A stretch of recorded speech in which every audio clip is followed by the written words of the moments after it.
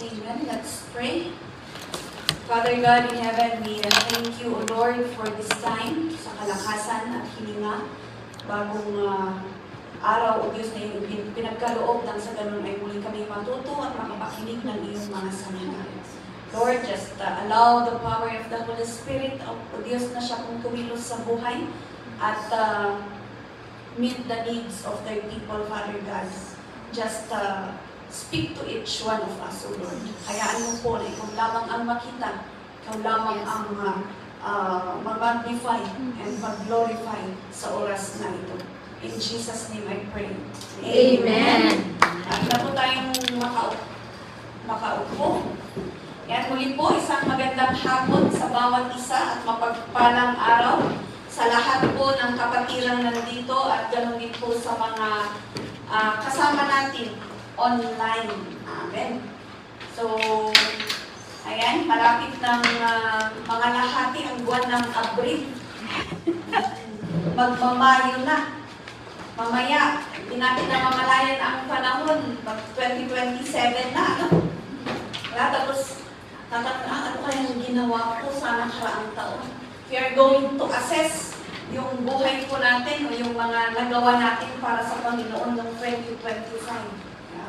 Ano kaya alin kaya dun, Lord? O yung mga nagawa ko ba ay kalugod-lugod sa'yo? Or na-credit ba yun sa iyong harapan? O baka sayang yung isang taon na ni isa sa ating ginawa, na akala natin ginawa natin para sa Panginoon ay hindi na-credit. No? Kaya maraming mga bagay o maraming mga pagkakataon minsan na we thought we are doing the right thing. We thought we are serving our Lord. We thought we are loving our God. We thought we are faithful to Him. And yet, sa harapan pala ng may kapal o ng Diyos ay kulang. Ayan. Dahil maybe siguro we just made it or we just did our service, our worship to the Lord dahil kailangan o dahil bilang dahil yun ang sinasabi sa atin. Ano? So nawala po yung tunay na meaning ng worship. We don't even acknowledge minsan yung kapangyarihan ng Panginoon. Yung authority niya sa buhay natin, kaya yung testimony kanina, praise the Lord, kasi kumilos pa rin, ang kapangyarihan pa rin ng Panginoon ang kumilos sa Kanya. Kaya imbis na saan pupunta, dumiretso na dito, amen? So ganun po, God will make a way for each one of us, bawat isa po sa atin, nang sa ganun ay kahit may mga sarili tayong plano, may sinasabi tayong kapangyarihan ng katawan natin o ng kaalaman natin na gawin ang kagustuhan natin. Pero mas makapangyarihan pa rin ang Diyos. Amen? Mas makapangyarihan dahil mas alam niya, mas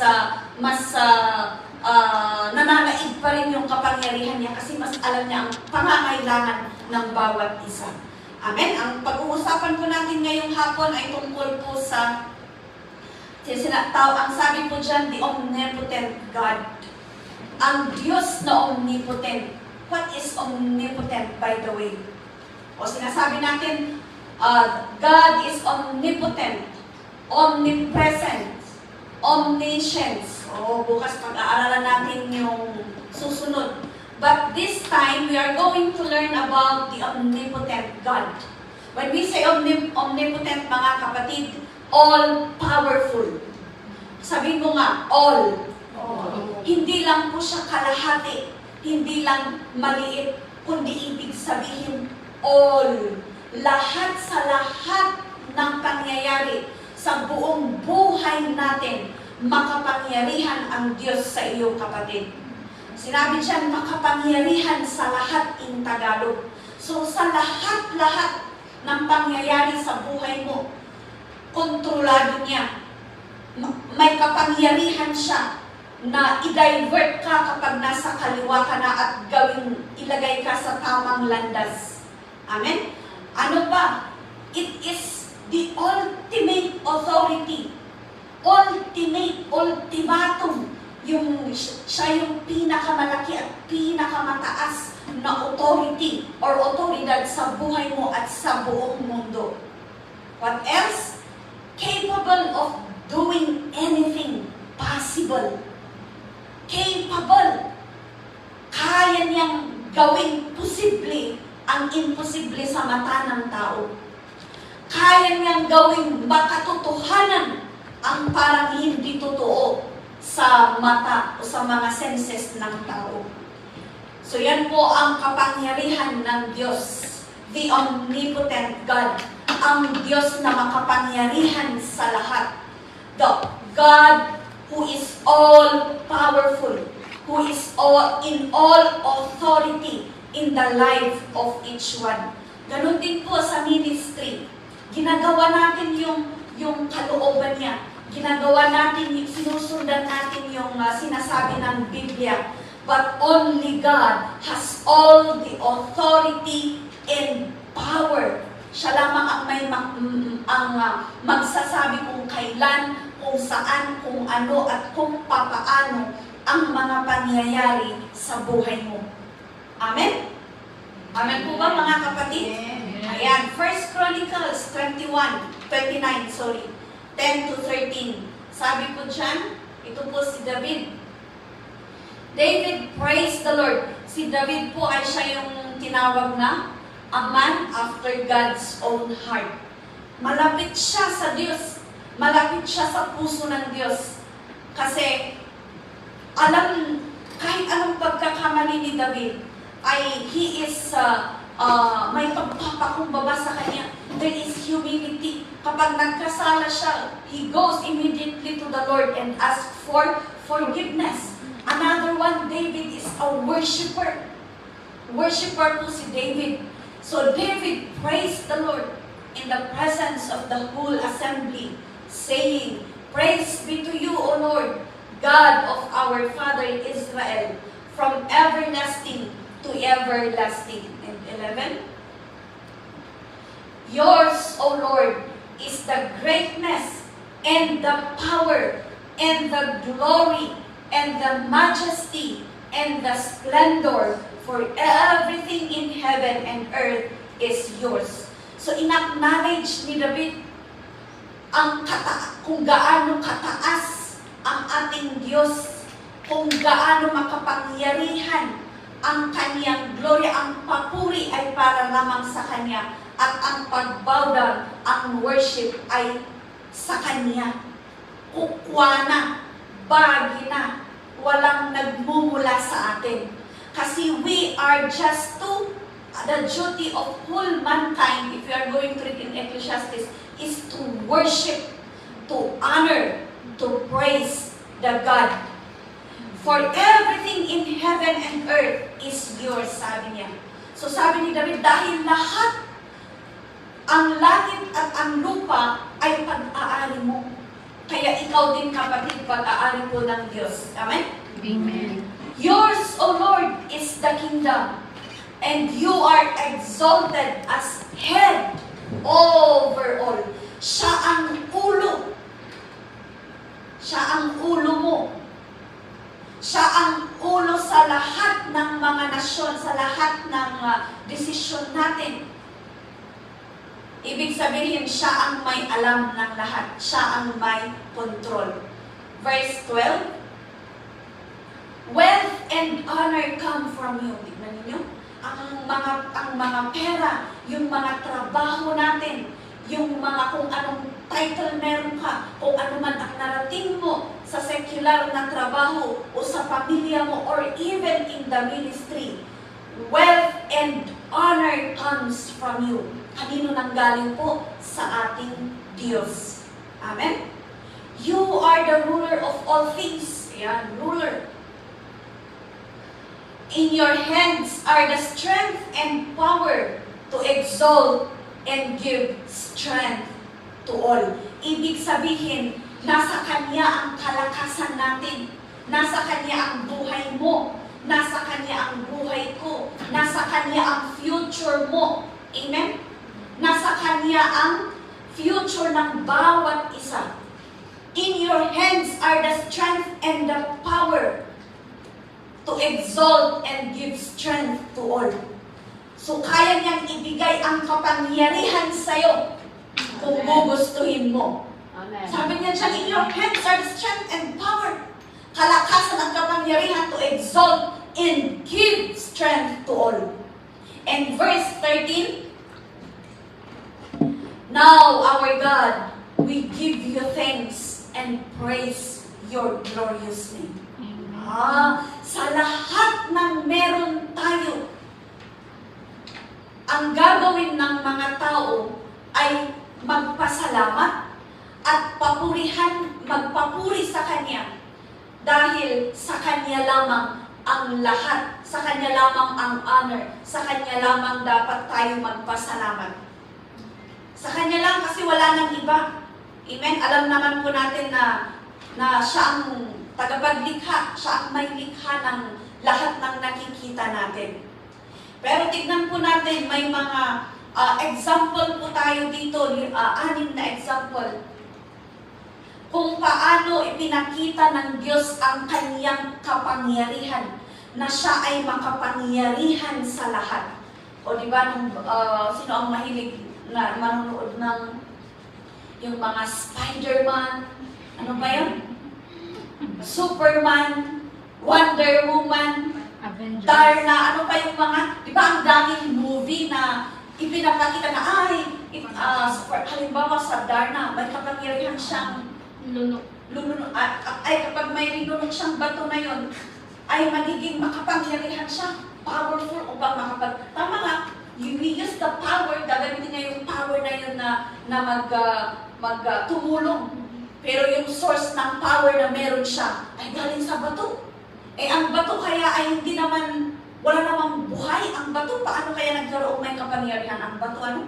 Yung mga pinapanood ng mga bata na superhero, na may iba't iba silang kapangyarihan. O si Spider-Man, iba ang kapangyarihan niya. Ano pa yung mga Ultraman, yung mga ganun. Wolverine. Yung mga ganun. Catwoman. At saka iba-iba pa. May mga TV series din na yung mga Encantadia na kapangyarihan ng hangin. Ano ba yung mga yun? May kapangyarihan ng gagaling sa kalawakan. May kapangyarihan ng gagaling sa apoy. Diba? Yung mga pinapakita nila. Pero alam niyo po mga kapatid, yun ay mga kapangyarihan sa panood lamang.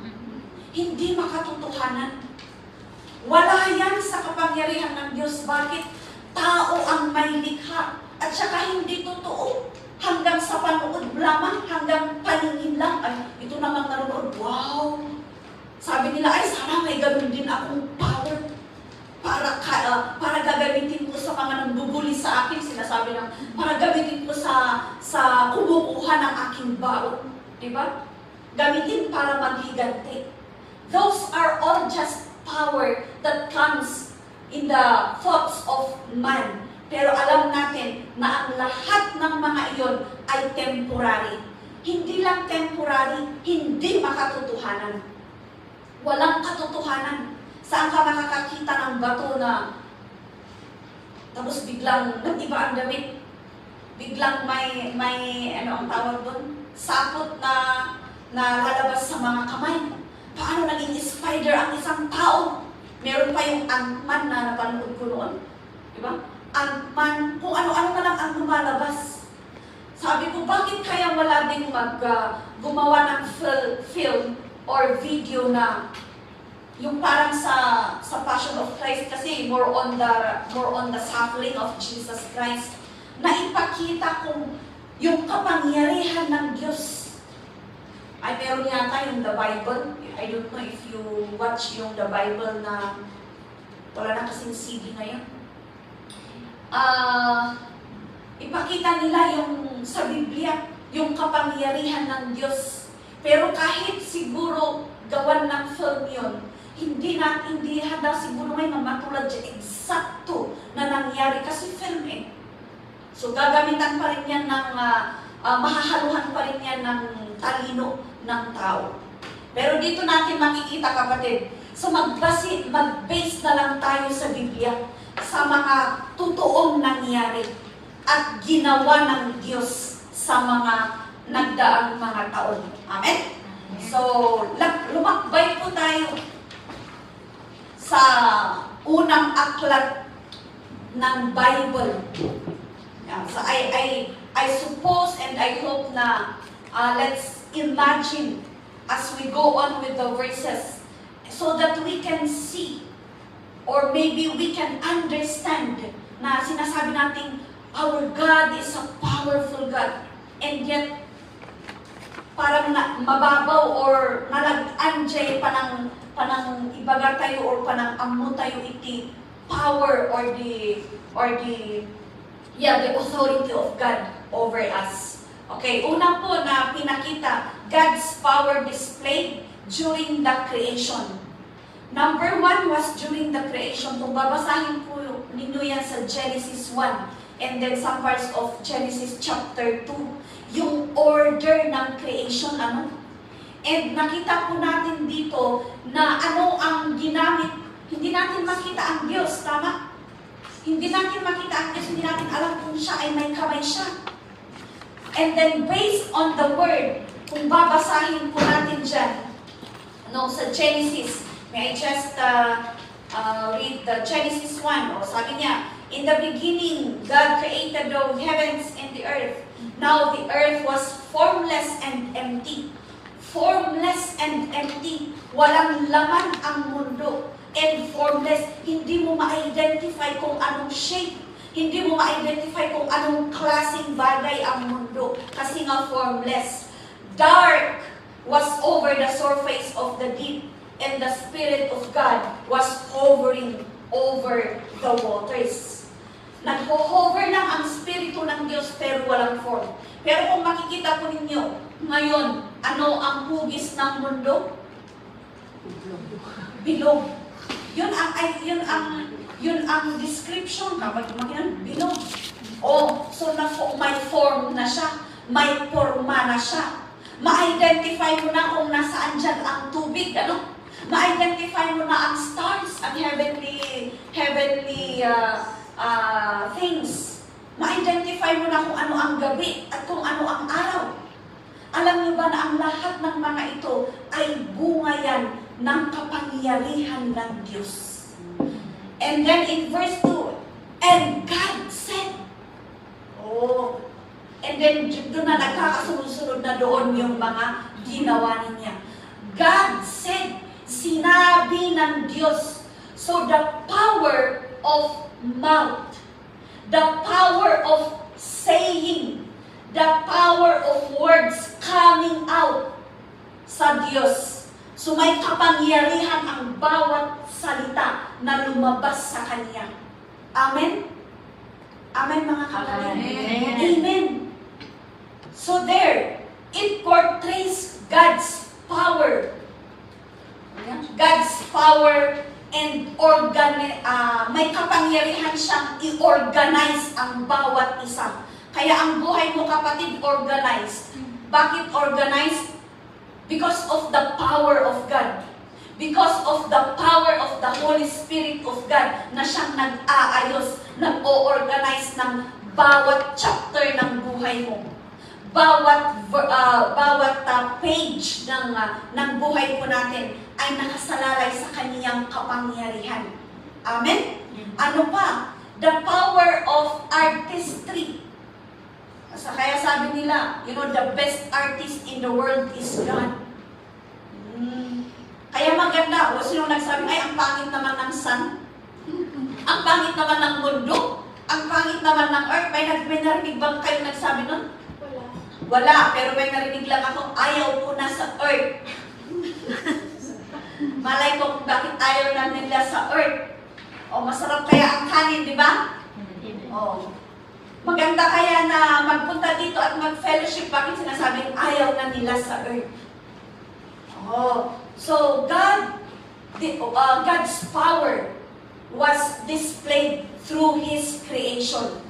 Ibig sabihin, may control siya sa lahat ng Kanyang mga nilalang. Sino ang makakagawa nun? Wala. Kahit pagsamasamahin natin yung mga powers ng mga sinasabi nilang superhero, or may nakita na ba kayong movie na isang superhero nasa kanya lahat ng kapangyarihan? Di ba wala? Parang specific lang or parang may specialty lang sila. Pero ang Diyos, sa Kanya lahat ng ang kapangyarihan. Sabihin mo lahat ng pwede niyang gawin, kaya niyang gawin. Kasi nga, He is all-powerful. Makapangyarihan sa lahat ng mga makapangyarihan. Amen? So, He is in control through all His creation. Kaya nga nakontrol din niya kung paano niya tayo ginawa. Sarili mo pa lang, that is already a testimony. That is already a picture of how powerful, how yung authority ng Diyos. Kaya sabihin mo dyan sa katabi mo, ang ganda mo. Ang ganda. Ang gwapo mo kung may katabi kang lalaki. Yan. Kaya kung sinasabi nila, ay, ang taba mo naman, ang pangit mo, huwag kayong maniwala sa kanila. Huwag kayong maniwala sa kanila. Kasi ang lahat, God is a God of artists. Amen. Siya ang pinakamagaling na artist sa buong mundo. Kaya nga ang gaganda at ang gugwapo ng kanyang nilalang. May nilalang ba siya na hindi mo gusto? O ang bato? Sino ang may ayaw ng bato? Kahit ayaw mo ngayon, there will come a time, gugustuhin mo rin. O sino ang may ayaw ng lupa? Sino ang may ayaw ng mga animal? Wala kaya, di ba? Yung mga iba pa nga, ginagawa nilang anak nila yung mga aso. Oh. Yung mga, anong tawag nila doon? For parents ba? Ayun. For parents. Ayun. Ang aso kaya din, may gusto rin kayang alagaan nila ang mga tao. Baliktad. Ayan, so ganun po mga kapatid. The creation was the number one na makita lang natin na ganun ka-powerful ang Diyos natin. Kaya kung ganun kaganda ang pagka-create niya sa iyo at sa mundo, ganun din po kaganda ang plano niya sa buhay mo. Amen? Ganun din po kaganda ang inihahanda niya sa buhay mo in the future. Kaya anuman po yung mangyayari kinabukasan sa makalawa, the next year, after 5 years or 10 years sa buhay mo, kapatid. Maganda man ang pinagdaanan mo o hindi, o sari-saring may pagsubok, sari-saring na klase-klase, marami kang pinagdaanan. Kahit sa ngayon na nandito tayo, I know and I believe that marami tayong pinagdaanan. Pero pangit man yun, pero maganda pa rin yan. Bakit? Kasi nandito tayo. Amen. Kasi kung hindi natin yun pinagdaanan, hindi tayo dumaan sa karayong, sa butas ng karayong, sa tinik, sa init ng panahon, kung hindi tayo dumaan sa mga bagyo, ay sigurado, baka wala tayo dito ngayon. Amen? Kaya God is your creator, is our creator. And He is creating our future. Amen? He is preparing our future in heaven. Sino ang may gusto ng future na yun? Tayo. Kaya, let's just embrace the authority and yung kapangyarihan ng Diyos over our life. Kasama po tayo sa creation na yun.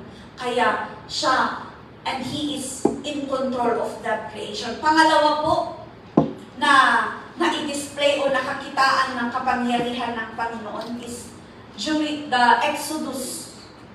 Ano ang ibig sabihin kasi ng Exodus? The mass departure of people from Egypt. Exodus, mababasa po natin yan sa the book of Exodus. But alam po natin na may ginamit siyang tao. Sino yung ginamit niya? Si Moses, upang ilabas ang mga Israelita sa Egypt. Amen? Amen. So that they are going to serve and worship God. Ngayon, sa kanilang paglalakbay sa disyerto, may utos ang Diyos sa kanila na gagawin nila o hindi nila gagawin, na dadalhin nila. So habang naglalakbay at naglalakbay sila, the Egyptians were chasing them. Hinahabol sila. Gusto nilang ibalik ang mga Israelites na ito sa Egypt upang gawin ulit silang alipin or slave. Ano? Pero, ito na yung sinasabi natin. Exodus 14, verse 16. This was the time na ginamit ng Diyos si Moses at yung staff na hawak niya upang maipakita ang kapangyarihan at kung ano ang kayang gawin ng Diyos sa kaniyang mga nilalang. Sabi niya, nung nasa dagat na sila, ano ang sabi niya? Binili niya kay Moses, raise your staff and stretch out your hand over the sea to divide the water so that the Israelites can go through the sea on dry ground. Oh, yung mga superhero, kinukuha ang kahit ano, kinukuha tapos ibabagsak, mga ganyan. Kinukuha, binubuhat nila. Pero wala pa akong nakitang panood na superhero na binuhat ang buong mundo. O meron ba? Atlas. Ang nasa kamay lang nila, apoy. Tapos igaganon para may mamatay. Ano pa? Wind, tubig, kung ano-ano na lang. Pero ito, stuff. Stuff lang. It's just an ordinary stuff. Ang ginamit ni Moses, sabi niya dyan, so that the Israelites can go through the sea on dry ground. And then, let's jump sa verse 21. Then Moses stretched out his hand over the sea, and all that night the Lord drove the sea back with a strong east wind and turned it into dry land. So, ang nangyari, yung wind, okay? So, ginamit niya ang wind para siguro hatiin or tuhatiin yung tubig, para mahati yung tubig at makalakad sila through the dry land. So the waters were divided. And then, so yun, naglakad sila. Lumakad na sila. Nai-imagine niyo ba mga kapatid? Raise your staff and through the wind na kung saan na-display ang kapangyarihan ng Diyos, ang siya pong nag-divide sa water so that they will pass through the dry land. Kasi may humahabol sa kanilang kaaway eh. So, ganun ang pag-ibig ng Diyos. Kahit may kapangyarihan siya, hanga naranggas ni Diyos tayo. Yung pinapanood natin na dahil may kapangyarihan, sige, para masira, para mamatay, para mag-suffer ang mga kaaway. Pero you see, ano ang nangyari? So, nag-pass through sila sa dry land. And then in verse 26, pagkatapos nilang mag-pass doon sa dry land, dahil nandyan pa rin yung mga Egyptians na humahabol sa kanila. What is the command? Then the Lord said to Moses, stretch out your hand over the sea so that the waters may flow back over. Para yung nahati ay maibalik sa dati. Ano? Back over the Egyptians and their chariots and their horsemen. And then 27. Moses stretched out his hand over the sea, and at daybreak the sea went back to its place. The Egyptians were fleeing toward it, and the Lord swept them into the sea. 28. The water flowed back and covered the chariots and horsemen, the entire army of Pharaoh that had followed the Israelites into the sea. Not one of them survived. 29. But the Israelites went through the sea on dry ground with a wall of water on their right and on their left. Kung ito, tapos wall dyan na tubig, wall na tubig dyan, dry land na nagpas ang mga Israelites. Siguro, kapag sa ngayon na mangyayari yun, agkab-kab tayo. The time is really near. Amen? Amen.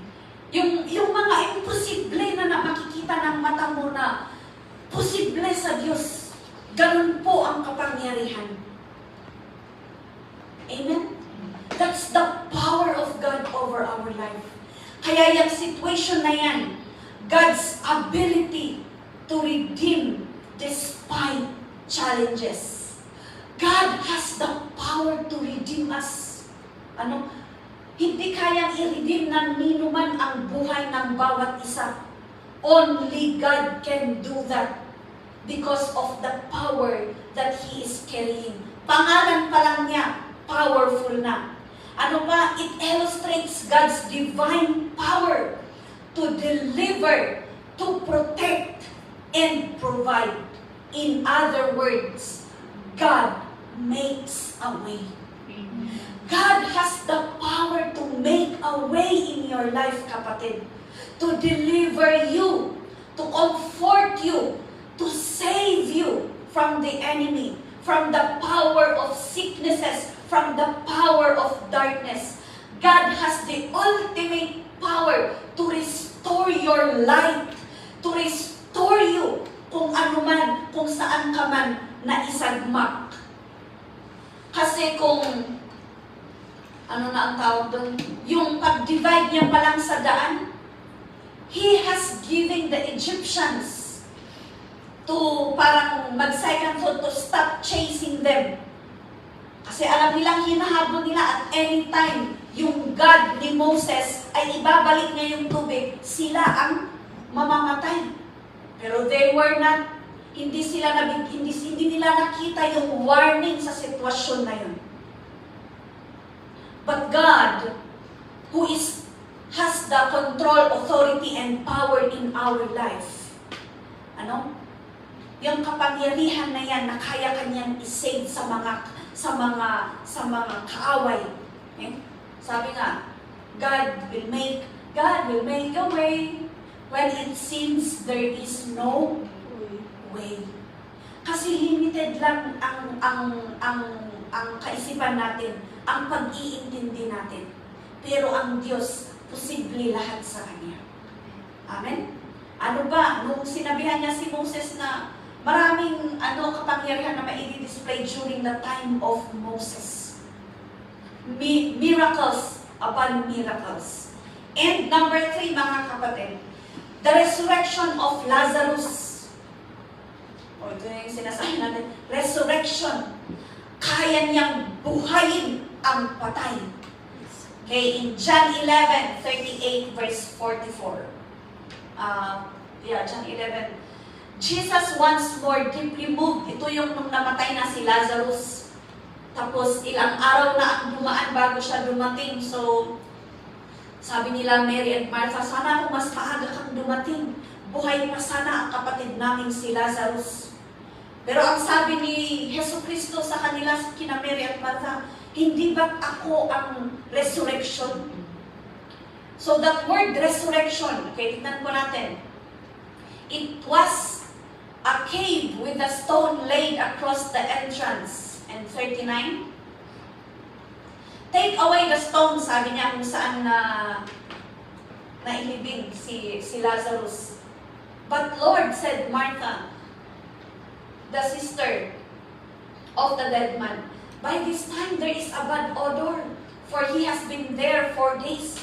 Ay baka maamoy na.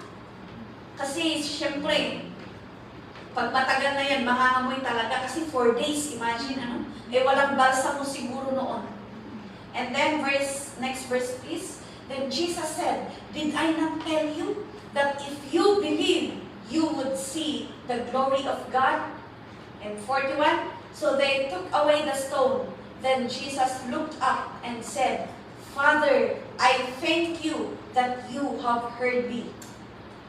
I knew that you always hear me, but I said this for the benefit of the people standing here, that they may believe that you sent me. And then, when he had said this, Jesus called in a loud voice, Lazarus, come out! Then the dead man came up, his hands and feet wrapped with strips of linen and a cloth around his face. Jesus said to them, take off the grave clothes and let him go. Nabuhay ang patay, kapatid. Sino ang makakagawa nun? Yung mga pinapanood lang yung mga, ano na ang tawag ko? Nabibigyan ng second chance na mabubuhay. O yung hindi na may gagawin silang ritual para daw hahaba ang buhay. Yung patay, ano ba, yung zombie ba yun? May mga scientific silang ginagawa para na pwede nilang buhayin ang patay.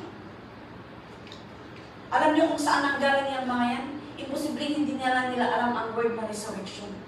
Alam nila ang resurrection, pero they just form a movie representation upang sila ay makilala sa pamamagitan ng mga papanoorin ng mga tao. Deceiving.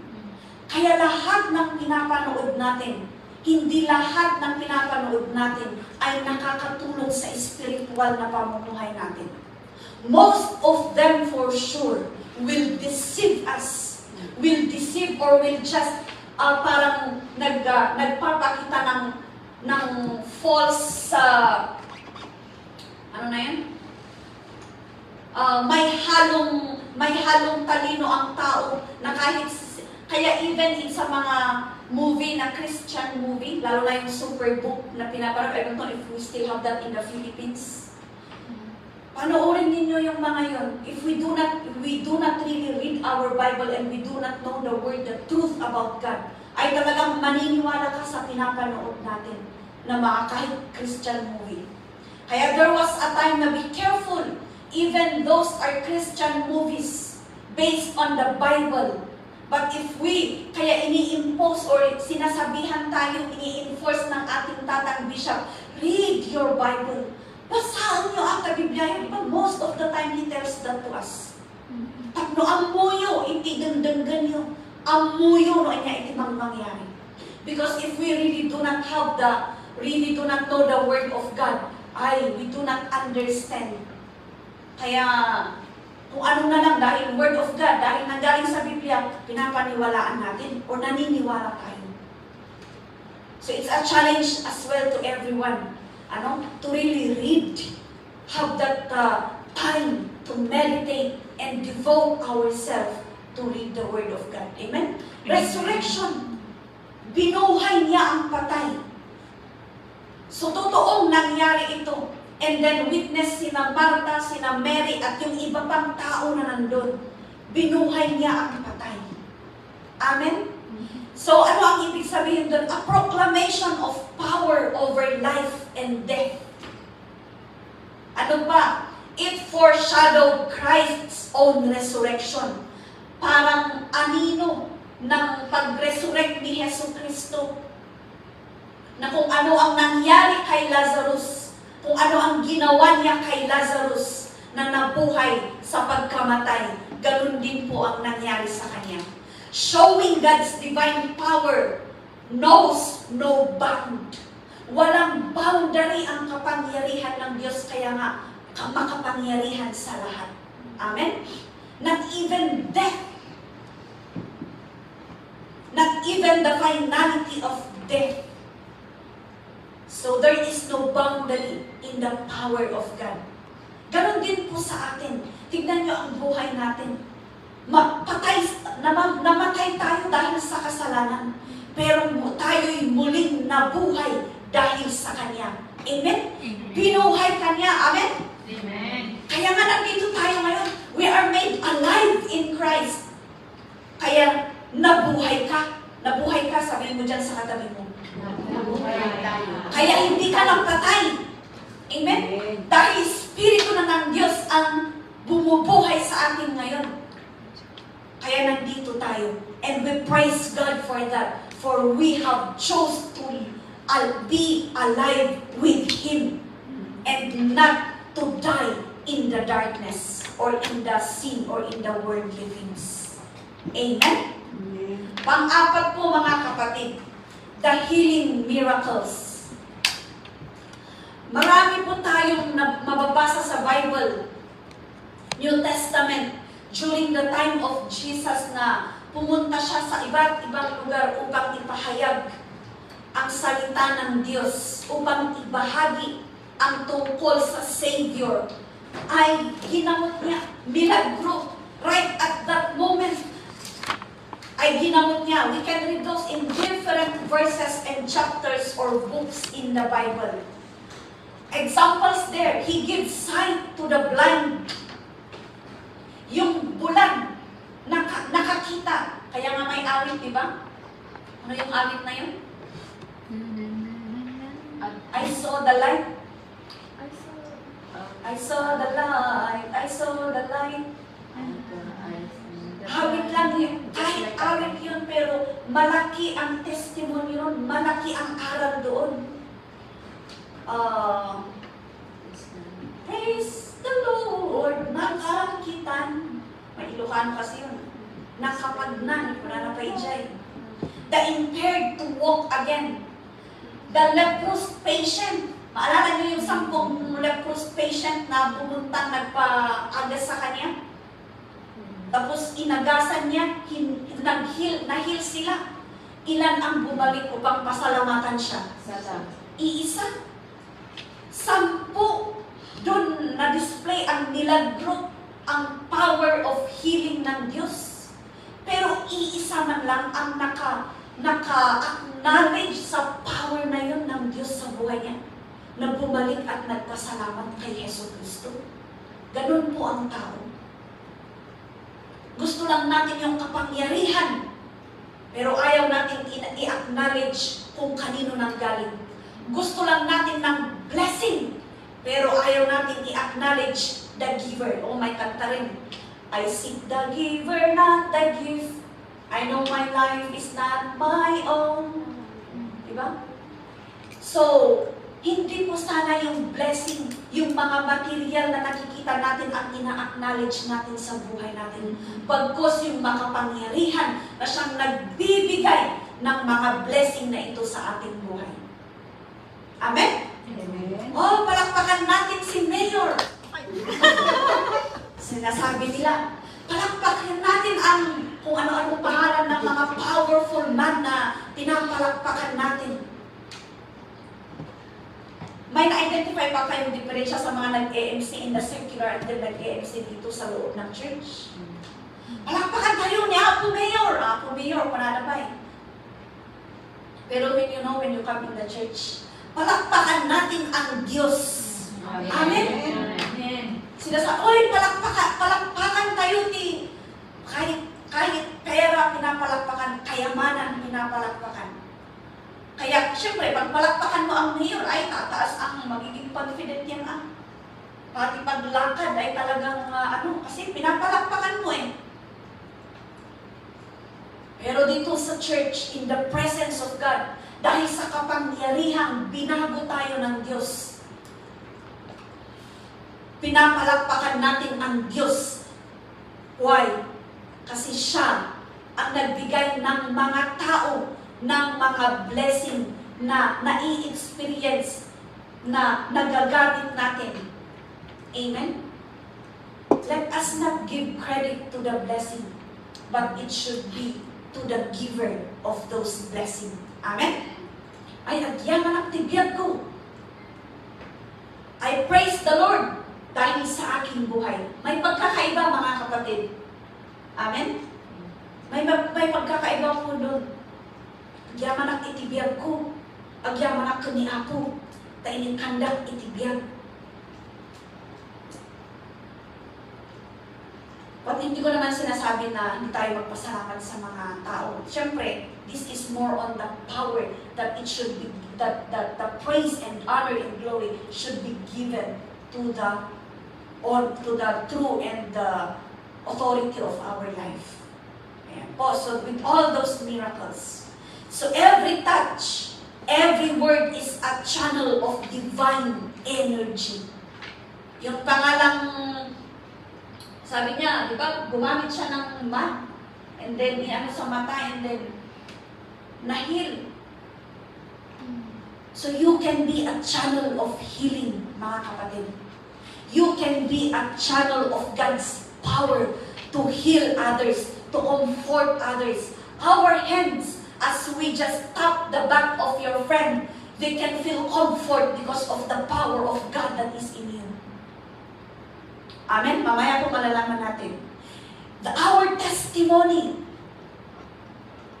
the simple things that we do to others, even pagluluto. God can display His power over those. Sabi niya dyan, if only we believe. So you can be a channel of God's power. Mamaya. Okay. Number 5. During the time na na-convert si Paul as Christian, sino ang ayaw maalala ang kanilang buhay nung hindi pa na-convert? Sino ang nanampalataya nung nandito na sa Hong Kong? Sino ang nakakilala sa Panginoon nung dito sa Hong Kong? Amen. Amen. Praise the Lord.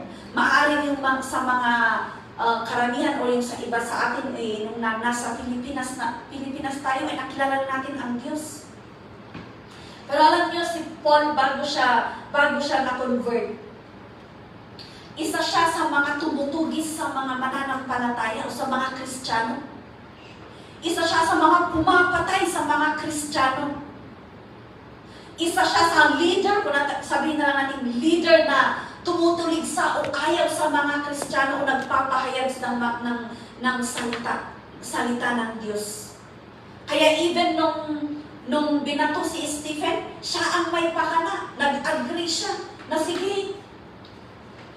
Imagine nyo kung ilang tao kaya ang dumaan sa kamay ni Paul na mamatay dahil sa kanilang pagka-Kristiyano. Pero, mga kapatid, hindi yun ang naging hadlang na siya ay gamitin ng Diyos. And here we can see the power of God in Acts 9:3-8. As he neared Damascus on his journey, ito si Paul ito papunta siya ng Damascus. Suddenly a light from heaven flashed around him. O kahit ganitong maliwanag na binabaybay niya ang daan papuntang Damascus, pero a light from heaven, nasilaw siya, nasiling, ako natin, nasiling. Nasiling, parang nasilihan ngayon dyan, nagasa nga. Basta nasiling.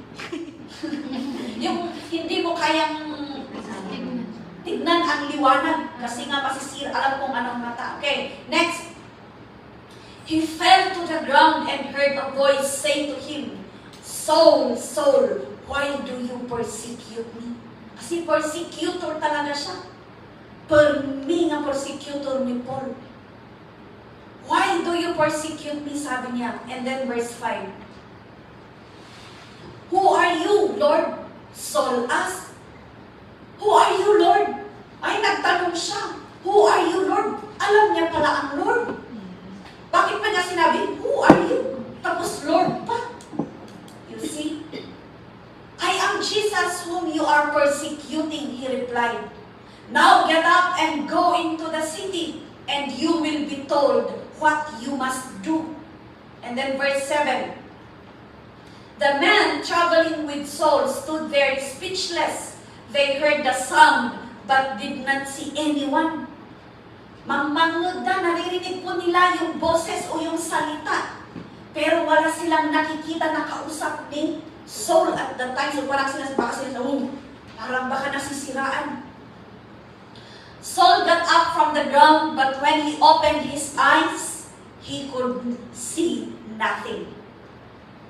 So tignan nyo nakakakita si Saul, pero biglang nawala ang kanyang paningin. That's the power, one display of God's power, na hindi tinanggalan siya ng paningin ng Diyos. Dahil this is God's way to transform Paul.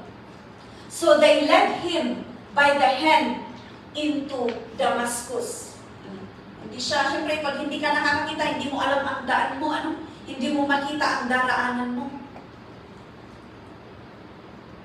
So we can see in this part, nung na-convert, to cut it short, nung na-convert si Paul, he is already the Apostle Paul who is bold enough to go and preach and preach and preach the word of the Lord in nations.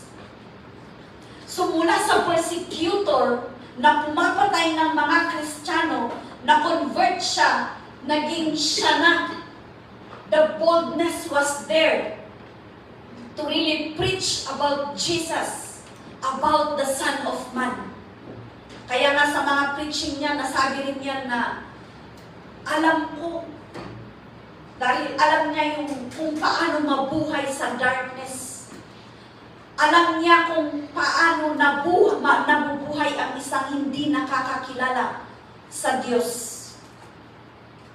Kaya yung testimony na yun sa buhay niya, yun yung sinasabi niya sa mga lugar na pinuntahan niya.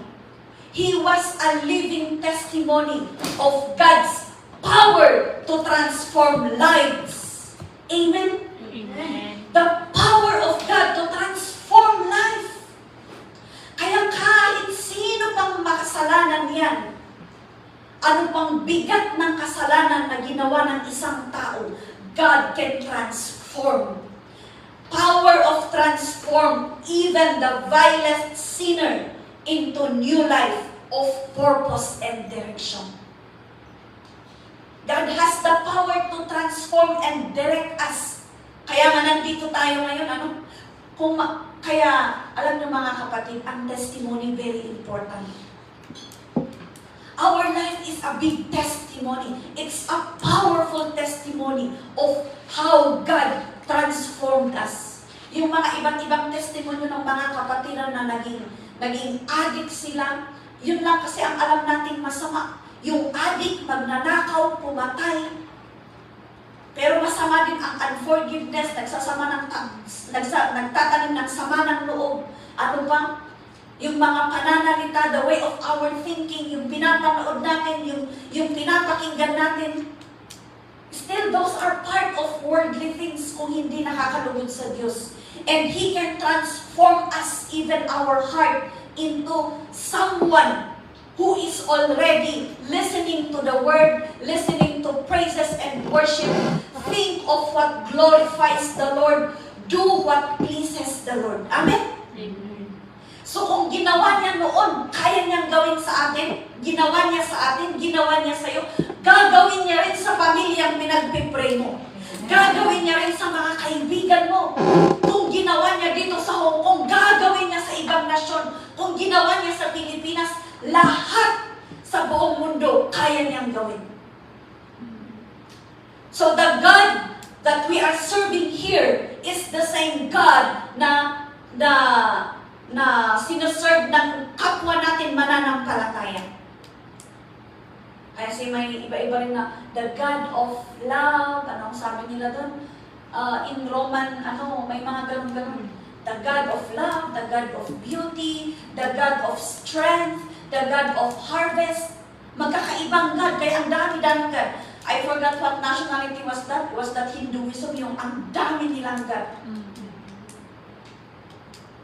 Pero sa tayo na nakakaalam ng totoo, we only have one true and powerful God. He is the God of hope, the God of love, the God of comfort, compassion, everything you name it, He is. Because siya nga ang may taglay lahat ng mga iyon. Amen? Amen. Yan. So, walang matigas na puso. Walang matigas na puso ba yun? Ano yung common na sinasabi nila? Walang matigas na tinapay sa mainit na kape. Pero sa atin, walang matigas na puso sa Espiritu ni Kristo. Kahit sabihin mong matigas na buhay, matigas na puso yan, ay kayang, dahil makapangyarihan ang Diyos natin, kaya niyang palambutin at matransform yan. Mabago ang buhay. Amen? So the transformation of the life of each one of us is already a proof that God is a powerful God. Hindi ka kayang i-transform ng katabi mo. Hindi mo kayang i-transform ang buhay ng pinagpipray mo o ng buhay ng pamilya mo, nanay, tatay, kapatid mo.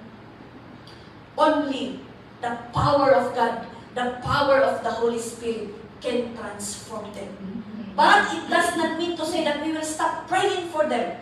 We stop sharing the Word of God to them. We stop do what pleases to God na siyang makikita nila sa atin. That is part of God's transformation.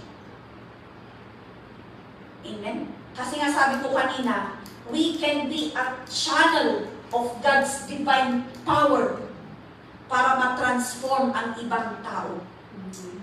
How is that? Because we have the power of God, the Spirit of God, na bago tayo nakikita nila ang maganda sa atin, nakikita nila ang salita ng Diyos sa buhay mo, ay, there will come a time, they will also be transformed. Sige nga, mag-try nga, kunada, mag-try nga ba? Ano kaya, you know, there was a time, yung testimony ko noon sa Pilipinas na, nung nata nakikita dati tao, di taruan nga lumablawas kasi sa barangay, magkakakilala ng ang mga magkakapitbahay. Pero kung ikaw ay mananampalataya, ang nga nga bersikulo iti, makikita da, iti biyag, iti maysa. Which part of the Bible, which word of the Word of God, ang nire-reflect ng buhay mo sa ibang tao? Is it about love? Is it about humility? Meron pang nagto, adamat lang mo, pride in the Bible. Una, dapay lang. Dapat lang kayo pride in the Bible. Tapos dumay ka, uray magpagnanakat, makikita nga na pa-pride da. Makikita nga na susungit da. But we are here to reflect the goodness, the word, the love that we have received, what we have learned, whatever is written on the Bible. Amen? Kada tayo hindi mang ipagpakita. We are the kaslang reflector. Kaya ang makikita nila sa atin through the power of God that will move in their lives. Okay? They will be transformed. So another one. In Luke 10:19. Okay, so this will be our last verse. Luke chapter 10 verse 19, hindi ko yata pala nailag. Nasa likod ko. Sabi di ba, natututunan natin na there is power in tongue. Kaya kung mapansin ninyo mga kapatid, simula creation hanggang sa nabasa natin, mostly it is the voice. Mostly it is the word. It is coming out from the mouth. Yung kapangyarihan nangyayari. Coming from the mouth yung na-display yung kapangyarihan ng Diyos. When God created the world, sinabi niya, nangyari. Tama po ba? Through the word. And the Exodus, nung ginanon ni Moses, tinaas niya ang staff. And then, God controlled the wind upang i-display ang kanyang power through the wind. Oh, so that is bagay. Still nature.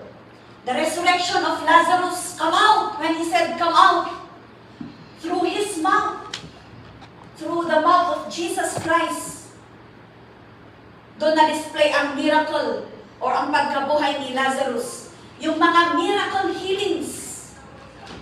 Amen? Jesus that spoke of healing upon them. And through their belief, their faith on Jesus, they received the healing. What else? Paul's conversion. Diba? He just heard the word. Pero wala siyang nakita. So there is power in tongue. Makapangyarihan ang dila mo, kapatid. Sabi niya dyan, I have given you authority to trample on snakes and scorpions and to overcome all the power of the enemy. Nothing will harm you. Ano yung authority na yun na ibinigay niya sa atin? The authority to use the name of Jesus. Amen? The power to use the name of Jesus. That's why even when we pray in the name of Jesus. So binigyan niya po tayo ng karapatan, the authority na gamitin ang pangalang Hesus Kristo through our tongue to speak healing. Amen. To give comfort, to encourage, and most especially, to share the good news. To become a living testimony by sharing our testimony. To become a witness of what we have experienced of Him. Amen? So, ni ako Diyos lang ti makaaramid, good. But if we are not going also to act on it, because we are instrument, yun nga, instrument to display yung kapangyarihan ng Panginoon. Amen po mga kapatid? So that's the power of God.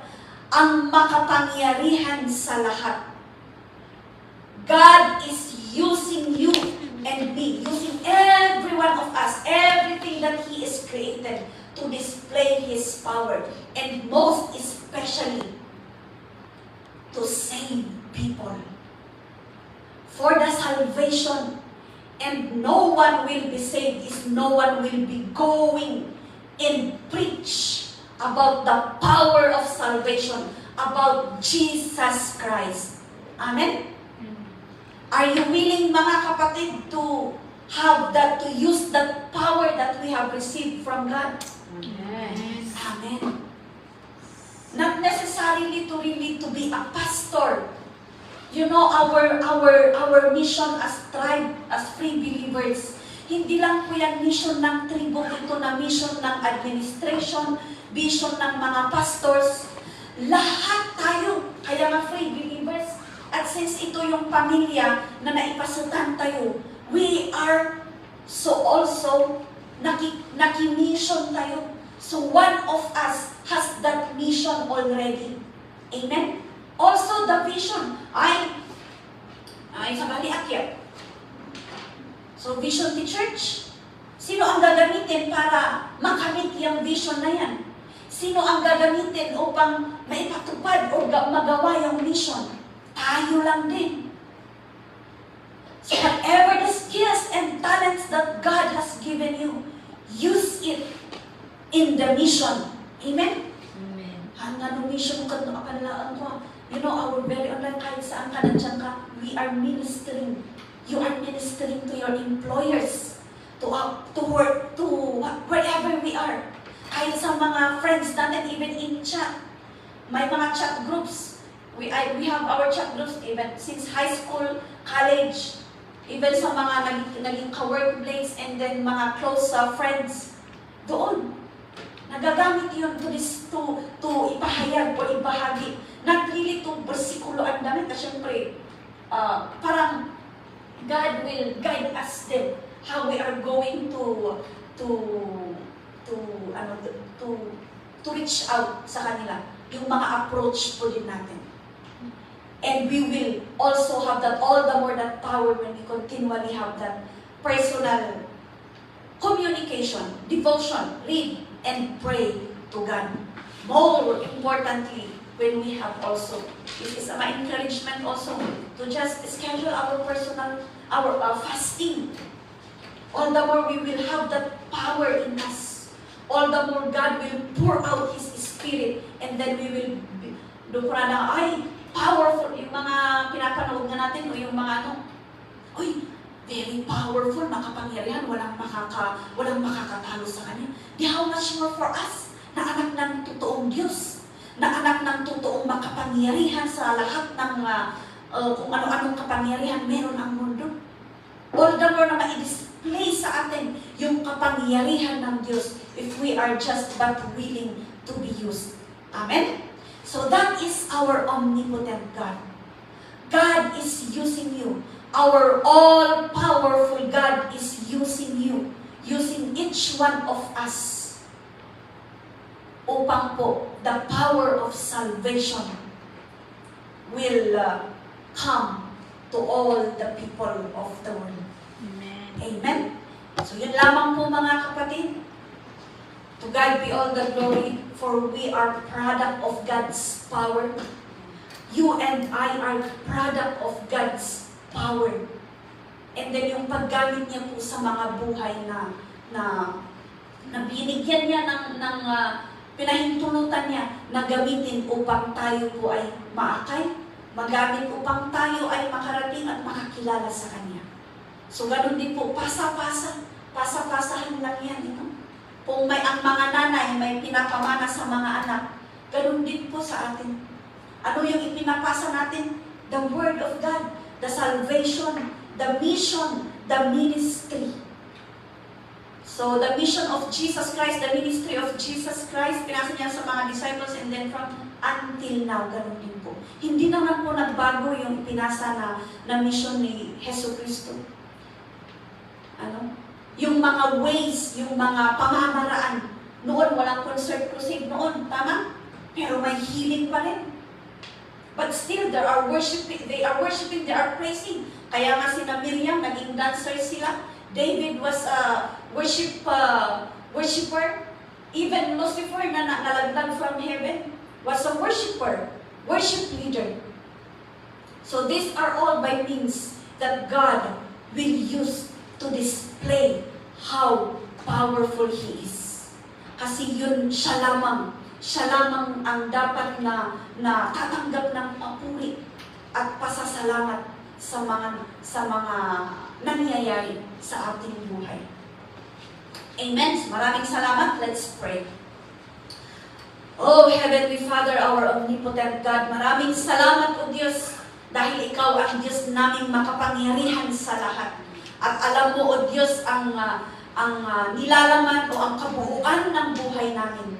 Kaya patuloy namin, O Diyos, na ibinibigay o sinusurrender ang buong buhay namin, maging ang aming kinabukasan. For You alone knows what's best for us. And thank You for Thy word.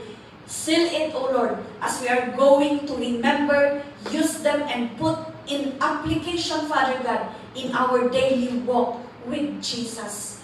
Thank You. Your name be glorified. In Jesus' name. Amen.